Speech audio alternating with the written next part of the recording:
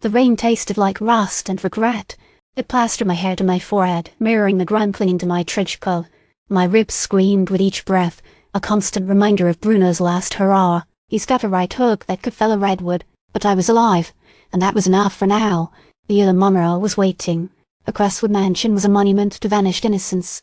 Marble floors, imported tapestries, and a silence so thick you could choke on it. She sat in a plush armchair, a silver ashtray overflowing with lipstick-stained cigarettes.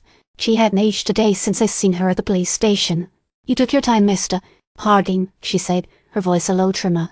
"Things came up," I grunted, easing into the chair opposite her. "The painkillers were doing little to quell the ache.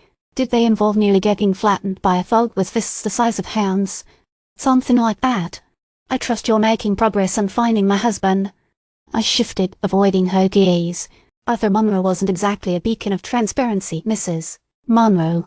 She smiled, a brittle, dangerous curve of her lips. He had his complexities, like all men of ambition. Ambition often leads to shadows, and Arthur spent a lot of time in them. I leaned forward, the scent of her perfume, lilies and something sharper, something like steel, filling my nostrils. "The collector. He's a thread you need to pull." Her eyes narrowed. "I'm not interested in playing games, Mr. Harding. I want my husband back. He's gone, Mrs. Monroe, vanished into the city's underbelly, and the collector had a hand in it. He was Arthur's business partner, wasn't he? Importing and exporting, Arthur called it. I'm guessing it involved more than just textiles." She didn't deny it. She just took a long drag of her cigarette, the cherry glowing like a malevolent eye. "Arthur was a businessman. He dealt with difficult people. The collector is more than difficult. He's a collector of rare antiquities, isn't he? Ancient Egyptian statuettes, specifically. Stolen from museums overseas, I hear." "Gossip," she said flatly. "Arthur was fencing them, wasn't he? That's why he needed a buyer. A man with influence, with the means to move things quietly. The collector.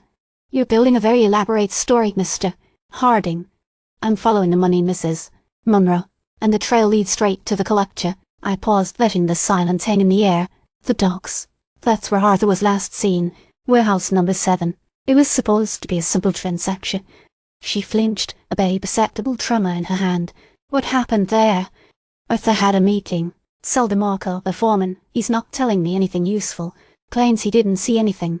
But I smell sweat and lies. I also found something else, Mrs. Monroe." I reached into my coat pocket and pulled out a small, tarnished locket. It was engraved with hieroglyphs. Her breath hitched. She reached for it, her fingers trembling as she took the locket from my hand.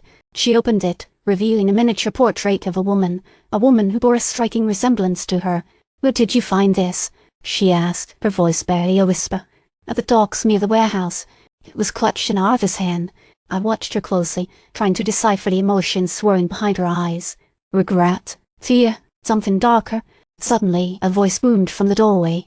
"Lila, there you are. I've been looking all over for you." A man, impeccably dressed in a tailored suit, strode into the room. He had a silver cane and a smile that didn't quite reach his eyes. "Edward," Lila exclaimed, her voice laced with forced cheerfulness. "This is Mr. Harding. He's a private investigator." Edward turned his attention to me, his smile widening. "Mr. Harding, a pleasure. I'm Edward Blackwood, a family friend." He extended a hand, which I shook cautiously.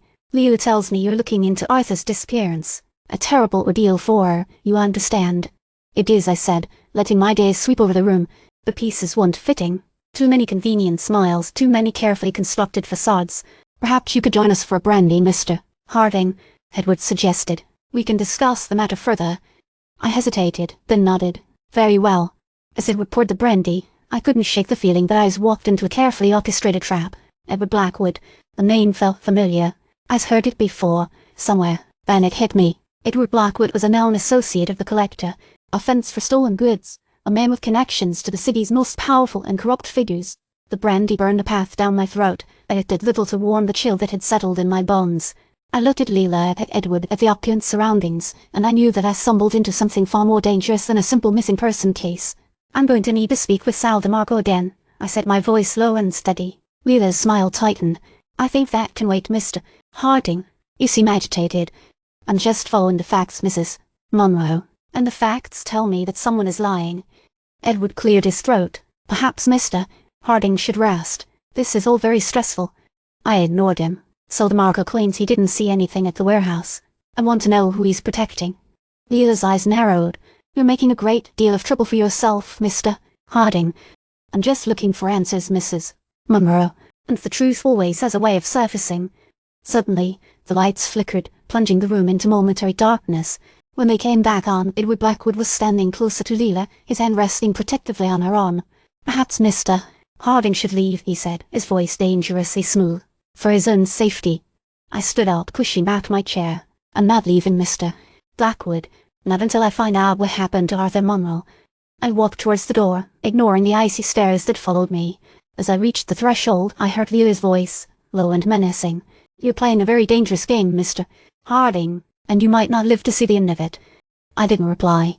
I just stepped out into the rain, the city's neon lights blurring through the downpour. I had a feeling that the game had just begun, and I knew with a certainty that settled deep in my gut that I was the pawn in someone else's deadly scheme. I needed to check on that photograph on my desk, the one with the inscription, not hers.